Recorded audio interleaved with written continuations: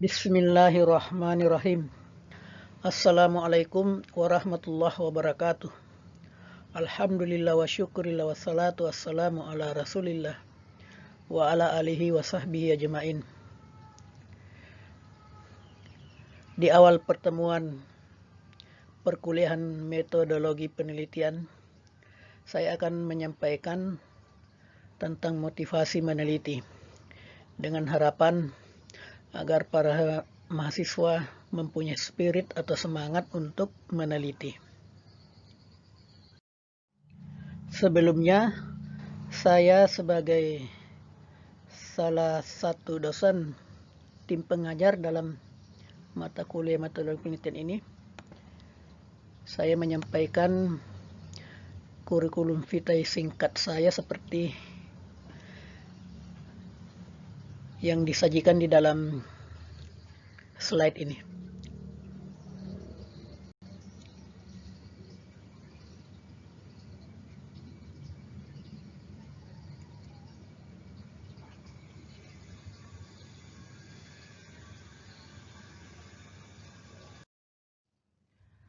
Dalam pembahasan motivasi meneliti, ini ada dua pertanyaan penting untuk dijawab.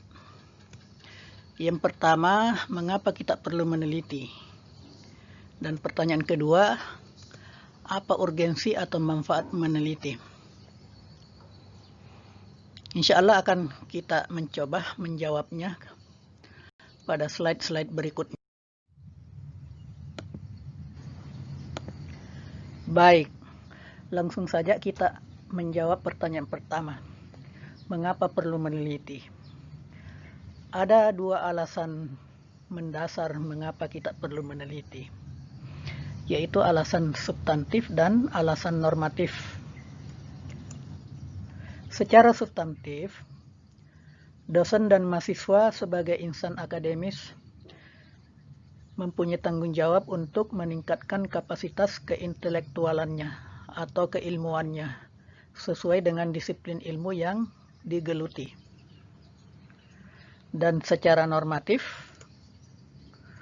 Undang-Undang Nomor 20 Tahun 2003 Sisdiknas di pasal 20 ayat 2 tertulis bahwa perguruan tinggi berkewajiban menyelenggarakan pendidikan, penelitian, dan pengabdian kepada masyarakat.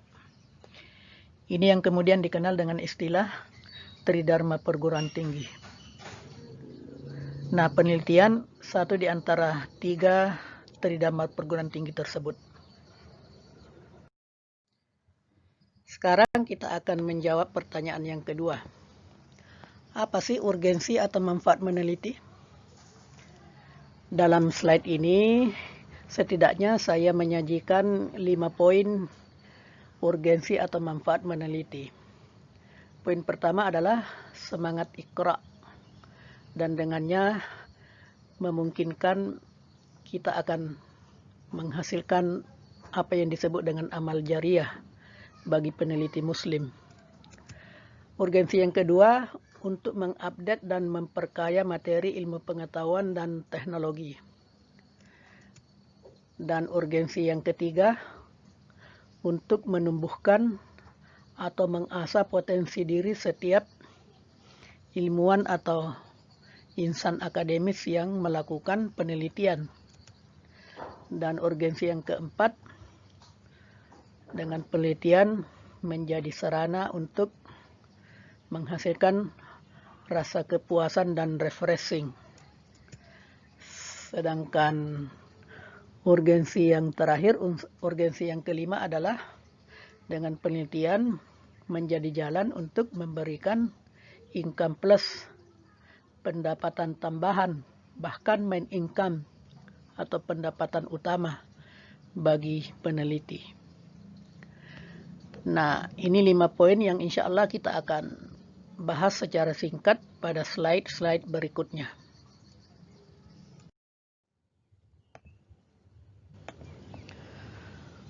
Urgensi meneliti yang pertama adalah semangat Iqra.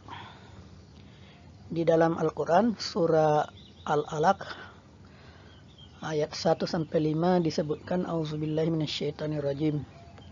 Iqra bismi rabbikal ladzi khalaq, khalaqal insana min 'alaq. Iqra wa rabbukal akram, alladzi 'allama bil qalam, 'allamal insana ma lam ya'lam.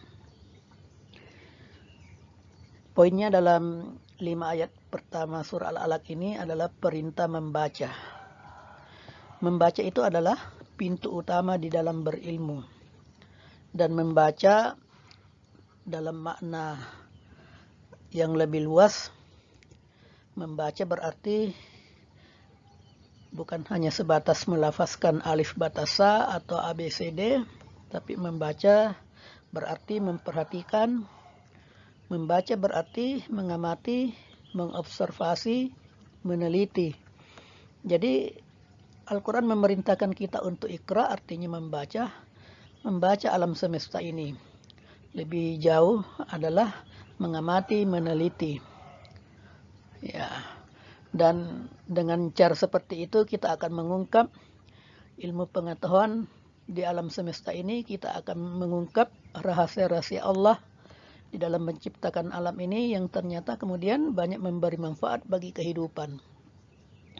Dan kalau kita sudah sampai puncak membaca dalam arti meneliti seperti itu dan kita mampu mengungkapkan rahasia alam yang memberi manfaat bagi kehidupan, maka pada saat itu hakikatnya kita sudah menghasilkan apa yang disebut dengan amal jariah.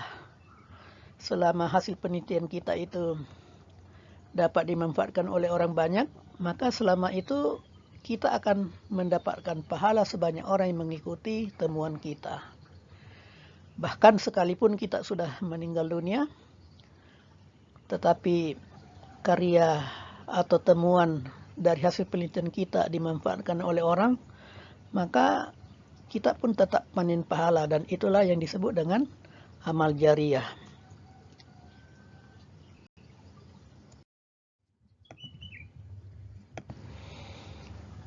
Banyak ayat di dalam Al-Quran yang memotivasi kita untuk senantiasa mengembangkan ilmu pengetahuan dan teknologi atau iptek. Memotivasi kita untuk mengamati, mengobservasi, meneliti. Misalnya di surah Al-Ghasyiyah. Surah Al-Ghasyiyah ayat 17 dikatakan, A'udzubillahi minasyaitonirrajim. Afala yanzuruna ilal ibli kaifa khuliqat. Apakah mereka tidak memperhatikan bagaimana onta diciptakan? Nah, dalam ayat ini secara tersurat memerintahkan kita untuk memperhatikan. Memperhatikan dalam makna yang luas tadi, ya meneliti, memanfaatkan, mengambil pelajaran tentang bagaimana onta diciptakan. Jadi secara tersirat ayat ini memberi pesan agar hendaknya ada di antara kaum muslimin yang mendalami ilmu-ilmu biologi dan menerapkannya kepada teknologi peternakan dan kedokteran misalnya. Ya. Dan sekali lagi, untuk menerapkan ilmu ini diawali dengan proses membaca atau meneliti.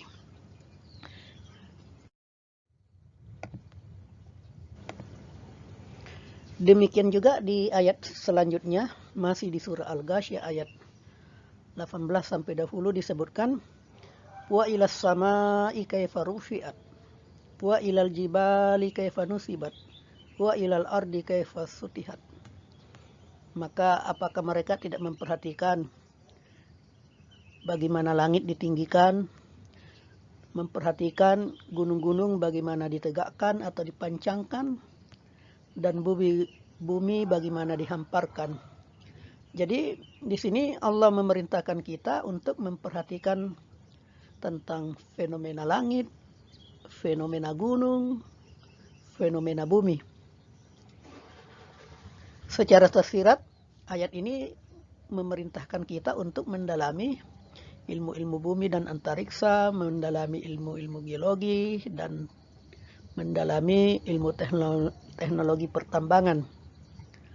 Nah, mendalami ini tentu akan efektif ketika diawali dengan proses penelitian. Dan ketika kita sudah melakukan penelitian yang sistematik dan kolaboratif, akan menghasilkan ilmu dan teknologi yang bisa mengungkap rahasia-rahasia alam ini, dan pada ujungnya akan memberikan manfaat bagi kehidupan. Dan kalau seorang peneliti sudah berbuat sampai membuahkan manfaat seperti itu, maka itulah sekali lagi disebut dengan amal jariyah, amal yang tidak putus-putusnya ketika manfaat dari hasil penelitian yang kita peroleh dimanfaatkan oleh orang banyak sekalipun kita telah meninggal dunia.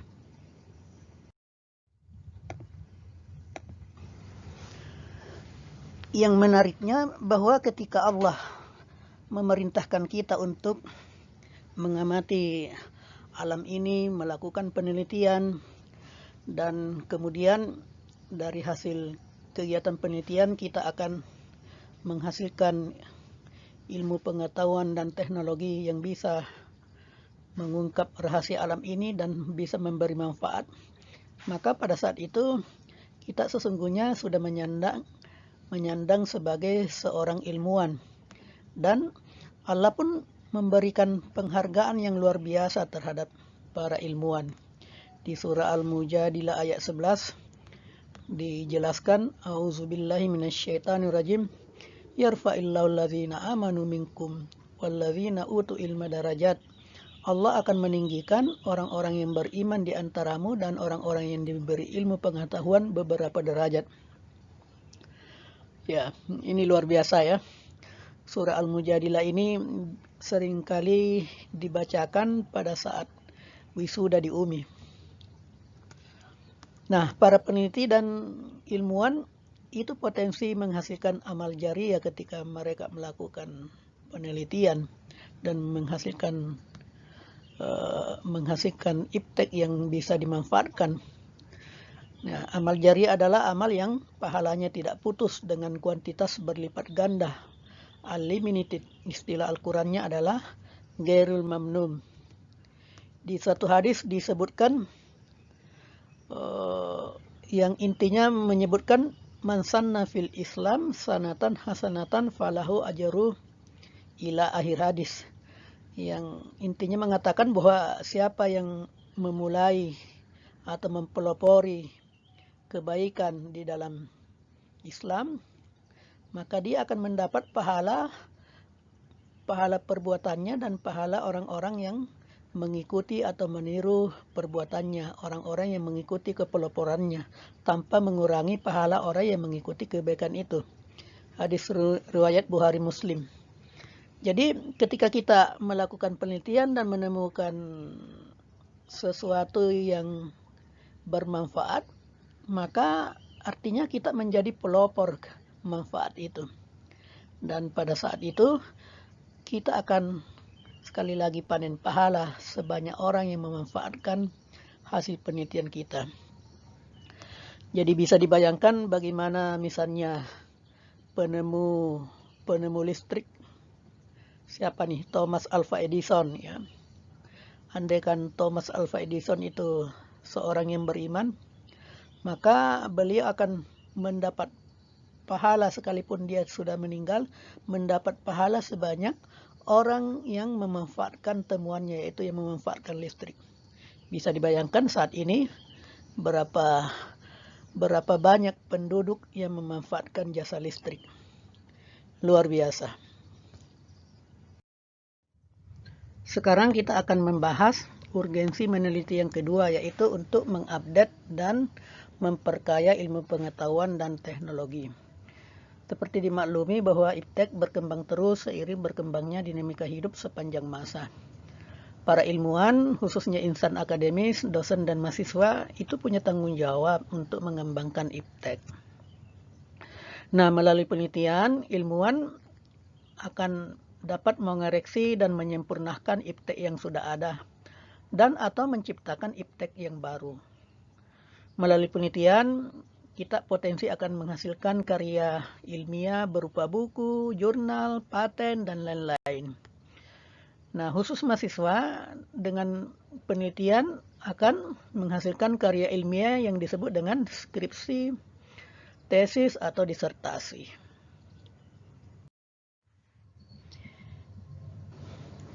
Ini sekedar contoh 2 karya buku dari beberapa karya buku yang sudah saya terbitkan. Kedua karya buku ini disusun berdasarkan hasil penelitian yang telah kami lakukan dengan tema penelitian Clean Coal Technology, teknologi batu bara bersih. Urgensi meneliti yang ketiga adalah untuk menumbuhkan dan mengasah potensi diri.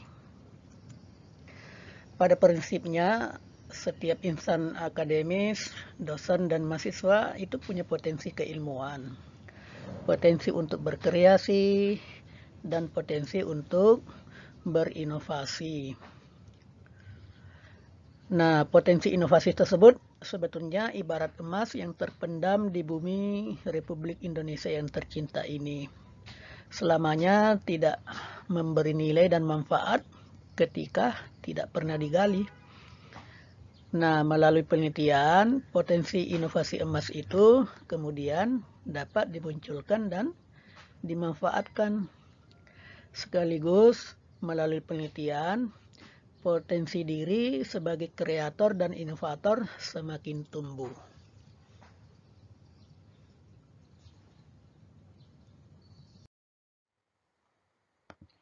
Urgensi meneliti yang keempat adalah memberikan kepuasan dan sarana refreshing.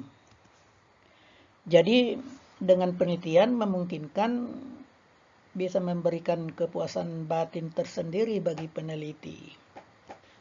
Untuk dosen misalnya, ketika seorang dosen melakukan penelitian dan menghasilkan teori-teori baru, lalu kemudian teori itu dibukukan, dijurnalkan, atau bahkan dipatenkan, maka sang dosen ketika berdiri di kelas, dia tidak melulu selalu mengandalkan pendapat-pendapat para pakar-pakar lain, tidak melulu mengatakan menurut pakar A, menurut pakar B, tapi bolehlah dia sesekali mengatakan menurut hasil penelitian saya, menurut teori saya, ya, seperti itu. Nah, seperti buku yang sudah saya sampaikan sebelumnya tadi, buku yang saya terbitkan ini adalah buku dari hasil penelitian. Di dalam buku ini ada teori-teori, teori blending. Saya menyajikan persamaan empirik di dalam blending bahan bakar padat, seperti blending batu bara dengan limbah biomasa lainnya. Bahkan teori yang ada di sini pun sebelumnya sudah saya patenkan, ya, jadi sudah dilindungi. Tidak boleh lagi ada orang yang mengklaim karena saya sudah lindungi dalam paten. Nah, inilah ketika dosen melakukan penelitian lalu menghasilkan teori, dan teori itu bisa dibaca, dimanfaatkan oleh banyak orang, bisa menjadi bagian daripada pengayaan bahan ajar di kelas, maka itulah yang saya maksud tadi, salah satu bentuk kepuasan batin bagi peneliti.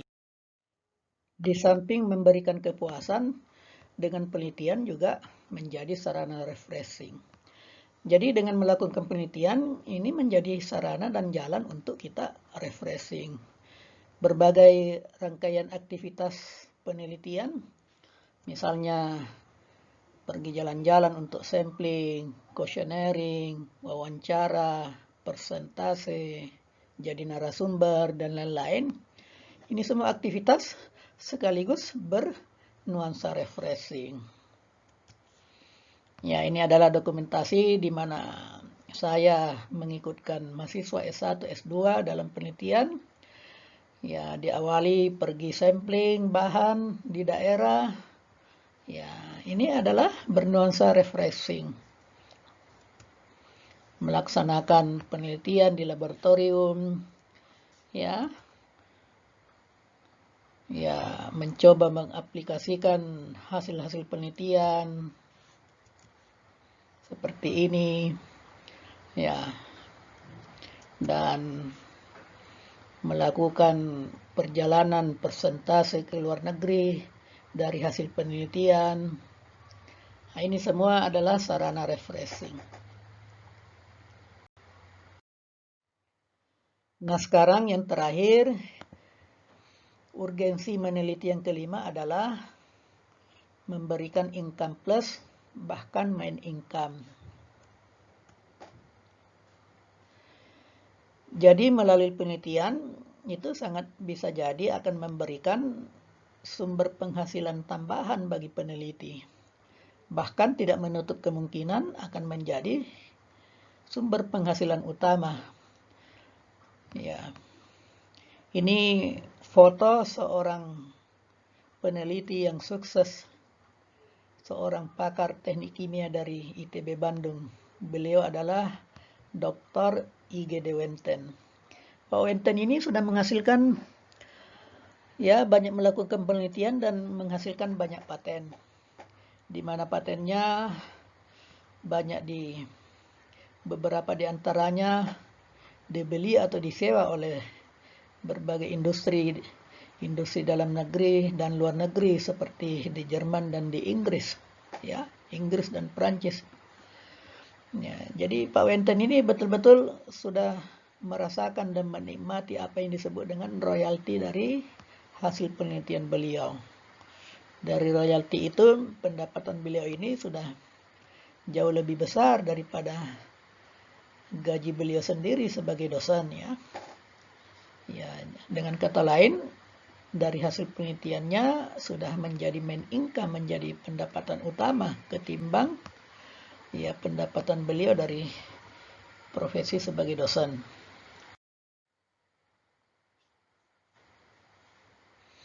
Ya, para mahasiswa bisa mencoba men-search profil Pak Wenten di internet, ya. Luar biasa berita beliau itu. Ya, Pak Wenten ini banyak mendapatkan, di samping tadi banyak mendapatkan royalti, juga banyak dapat mendapatkan penghargaan dari hasil penelitian beliau. Ya, Pak Wenten ini lebih fokus pada penelitian teknologi membran, ya, dan beliau, ya, salah satu aplikasi membran yang beliau hasilkan dari penelitian adalah, ya, di bidang aplikasi membran di bidang medis, bidang kedokteran. Ya, dengan membran, ya, ini digunakan oleh dunia kedokteran untuk cuci darah. Bisa dibayangkan kalau dulu itu orang cuci darah begitu mahal dan rumit. Sekarang dengan teknologi membran yang dikembangkan oleh Pak Wenten ini, ya, ternyata cuci darah sekarang sudah mudah dan murah. Ya, seperti itu, ya, jadi luar biasa.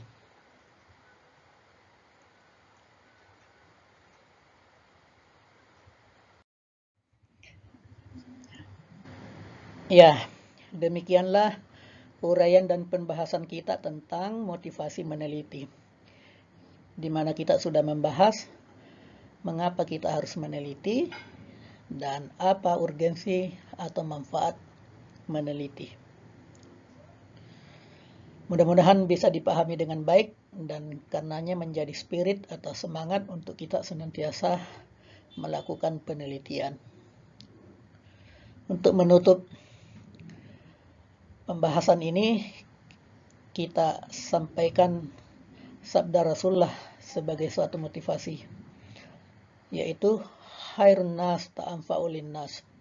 Sebaik-baiknya manusia adalah yang bermanfaat untuk orang lainnya. Hadanallahu ayyakum, wassalamualaikum warahmatullahi wabarakatuh.